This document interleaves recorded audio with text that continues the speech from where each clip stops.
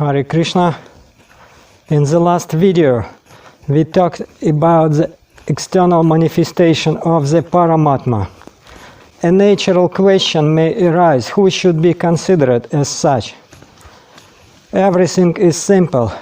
You need to carefully read the verse from Bhagavad Gita 4:34.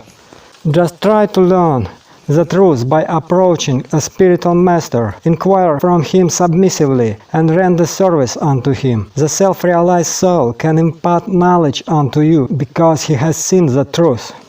The one who has seen the truth. What does it mean to see the truth? What type of a guru is this talking about? Truth is Krishna. Whoever saw Krishna and understood him is a pure devotee of Krishna, one who knows the secret tattvas in the science of Krishna consciousness. That is, one who reached perfection. That is uttama. Therefore, an uttama devotee is 100% external manifestation of the Paramatma. In previous video, we were talking about Krishna, who is within us as Chaitya Guru, manifests himself as a physical spiritual master. The following is a verse from the Chaitanya Charitamrita. Maha Bhagavata Strishtho Brahmanavai Gurur Nrinam Sarvesha Eva Lokanam Asav Pujo Yatha Harih. The Guru must be situated on the topmost platform of devotional service. There are three classes of devotees, and the Guru must be accepted from the topmost class. The first class devotee is the spiritual master for all kinds of people. The following quotations give the full picture in detail. One should not become a spiritual master unless he has attained the platform of uttama adhikari. A neophyte Vaishnava or a Vaishnava situated on the intermediate platform can also accept disciples, but such disciples must be on the same platform, and it should be understood that they cannot advance very well towards the ultimate goal of life under his insufficient guidance. Therefore, a disciple should be careful to accept an uttama adhikari as the spiritual master. Please note that the quote does not categorically forbid anyone to act as guru. It only restricts the guru to accept disciples from the same platform as himself. And it warns that such a guru will not lead the disciple to the ultimate goal of life. The following quote speaks of the risk that imperfect guru takes. The spiritual master must never be carried away by an accumulation of wealth and a large number of followers. A bona fide spiritual master will never become like that. But sometimes, if a spiritual master is not properly authorized and only on his own initiative becomes a spiritual master, he may be carried away by an accumulation of wealth and large numbers of disciples. He is not a very high grade of devotional service. If a person is carried away by such achievements, then his devotional service becomes slackened. One should therefore strictly adhere to the principles of disciplic succession. From these quotations, it becomes clear that one who has not reached the level of uttama should not act as guru.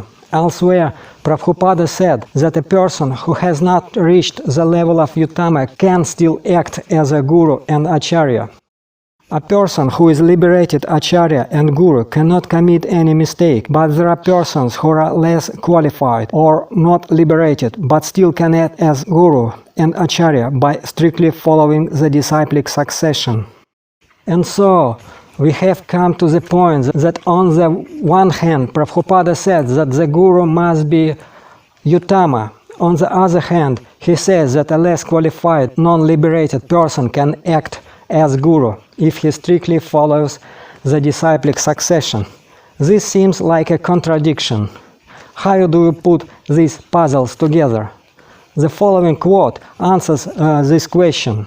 As stated here and before, there are three kinds of devotees of the Lord. The first class devotee does not at all see anyone who is not in the service of the Lord. But the second class devotee makes distinction between devotees and non-devotees.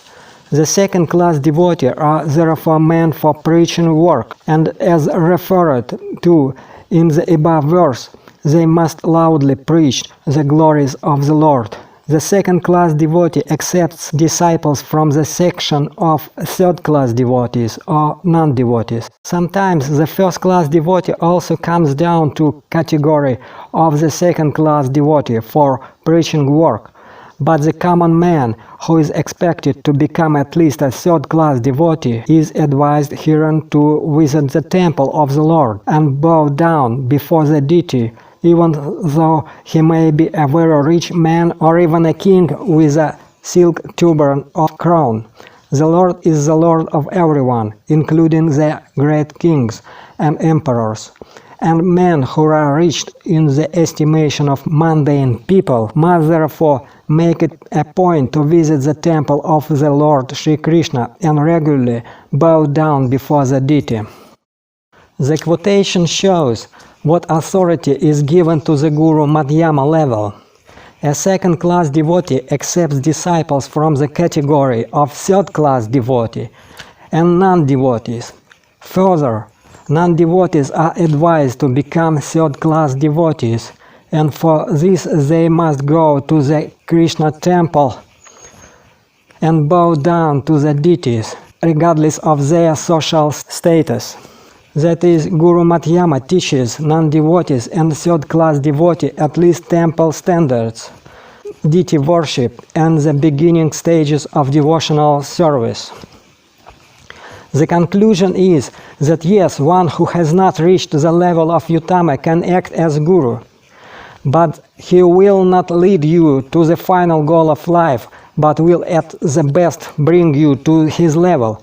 At least he can teach you the beginning stages of devotional service, temple worship, deity service, and so on. So the question of accepting a guru who is in uttama will still become relevant later on. Just at the initial stage, a Madhyama guru is also suitable, but in the process of further advancement, an uttama is required. And for this there is a rule of accepting a Shiksha guru. The main point is that there should be a sadhu sangha, association with pure devotees, and it does not matter in what role he will act, as Diksha or Shiksha guru. So if out of immaturity or inexperience you accepted a guru of Madhyama or Kanishka and then realize that he would not lead you to the ultimate goal of life, nobody restricts you from taking Guru Uttama. We quote, "A devotee must have only one's initial spiritual master because in the scriptures acceptance of more than one is always forbidden. There is no limit, however, to the number of instructing spiritual masters one may accept. Generally, a spiritual master who constantly instructs a disciple in spiritual science becomes his initiating spiritual master later on." There is a very good book by Srila Gaur Govinda Swami Maharaja called Guru Tattva. In it he quotes Sri Krishna Bhajanamrita by Srila Narahari Sarakara Thakur. It is duty of the disciple to be obedient to both Diksha Guru and Shiksha Guru. If the initiating Guru appears to be lacking of spiritual potency, then the disciple may approach a more advanced Vaishnava spiritual instruction. The disciple should respect the instructing Guru, but while receiving instruction, he should not neglect his Diksha Guru.